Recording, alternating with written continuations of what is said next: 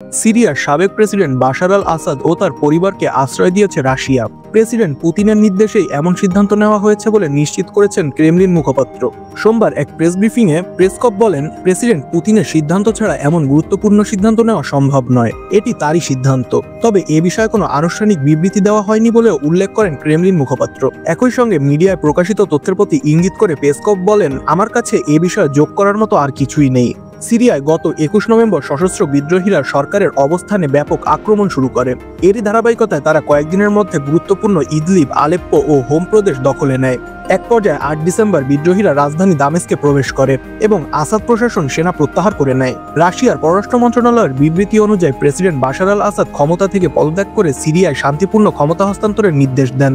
রাশিয়ার একটি সূত্র জানিয়েছে, আসাদ এবং তার পরিবার মস্কোতে পৌঁছেছেন এবং তাদেরকে মানবিক কারণে আশ্রয় দেওয়া হয়েছে। প্রেসিডেন্ট পুতিনের এই সিদ্ধান্ত আসাদের দীর্ঘকালীন মিত্র রাশিয়ার ইতিবাচক ভূমিকার প্রমাণ এবং মধ্যপ্রাচ্যে রাজনৈতিক স্থিতিশীলতায় মস্কোর গভীর আগ্রহের প্রতিফলন।